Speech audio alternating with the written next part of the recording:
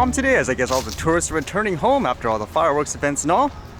And with that in mind, what did I read today? I guess it wasn't very calm in various parts of the world. How about this one, where there was an actual drone attack with videos and stuff like that? You can see this one here posted, Ukrainian drone hits the Moscow International Business Center city office building in Moscow. Imagine that, it didn't look like it was too big too from the video. Is this gonna make people, I guess, terrified of any drone per se, regardless of size, especially during these times in those areas? And with that, since they attacked, I guess, a city, then you can assume there's going to be retaliation. How about this one? Says Zelensky after Moscow drone attack, war coming back to Russia. As it says here, Mr. Zelensky said attacks on Russian territory were an inevitable, natural, and absolutely fair process of the war between the two countries. Russia's defense ministry said 3 Ukrainian drones were down on Sunday, with 2 crashing into offices. So with this, airports were shut down too, and it says the drone attack in the early hours of Sunday is the latest that Moscow has blamed on Kyiv. And in a video address on Sunday from the western Ukrainian city of Ivano-Frankivsk, Mr. Zelensky said that Ukraine was getting stronger. Today is the 522nd day of the so-called special military operation, which the Russian leadership thought would last a couple of weeks, he said. Gradually, the war is returning to the territory of Russia, to its symbolic centers and military bases. And this is an inevitable, natural, and absolutely fair process. Who knows what's going to happen next? I would imagine this kind of opens up the floodgates to specifically target, let's just say, civilian areas. And it's never ending, huh, with this war. And at the same time, again, it makes me wonder if everyone's going to be terrified of everything drone related too. Doesn't matter how small the item is. Would you actually agree with it during those times where there's just a flat out ban, for example, in these circumstances, saying no more flying recreational or whatever? And if it isn't things blowing up, it's fires being started, I guess. How about this one? I was looking at this picture. Wow, it looks crazy, huh? As well, it said it was Eagle's Bluff. And I was looking, Eagle's Bluff, the one just up here. I actually did a video on that actually when I went hiking. But apparently, I believe it's in the US. It says here, the Eagle Bluff fire is burning near Oroville, Washington. Estimated at over 5,000 acres, the fire burnt into Canada, and coordination on the fire has started. Evacuations ordered, Type 2 team called. Wow, that's kind of crazy, huh? Where it's spread across 2 countries. I know there was a story before where the smoke from Canada went to the US, but here an actual fire from the US went into Canada. What is up with all these fire stories and stuff, huh? Makes you wonder just with some of the things that have been going out there. The guy being caught with a drone intentionally setting fires. Are these natural wildfires, or are people just starting them for whatever reason? Who knows, huh? And it makes you think again, do you think it's okay to fly a drone around a quote natural disaster like a wildfire if there's no danger, because there is a chance maybe you'll see something? And then I was reading this, which was really interesting, where one of the executives from OpenAI started their own crypto, and it's generating controversy because of the way, I guess, it's being processed, how it keeps track of people. And it's something right out of a movie, it sounds like. This one says, Worldcoin Crypto already under scrutiny in Europe.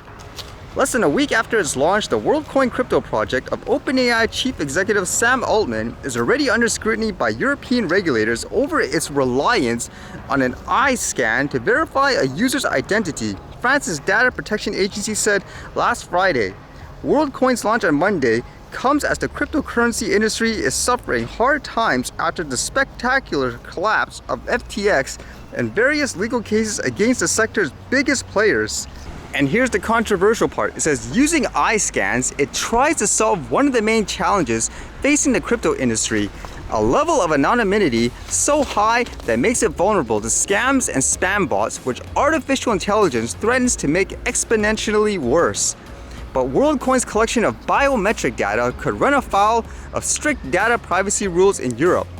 Worldcoin has begun to collect data in France, which seems questionable, as does the conservation of biometric data, France's SNIL data regulator told AFP. After conducting an initial review, SNIL said it identified its counterpart in German state of Bavaria as the lead agency in Europe to conduct a probe in Worldcoin, and said it supports their investigation. I don't know, are people ready for that? ID, for example, just for your eyes, something right out of that movie called Minority Report, if you guys ever seen that. But yeah, it seems like it's getting there. Do you you embrace a fully quote digital world, or you say nope, there has to be, for example, cash alternatives always?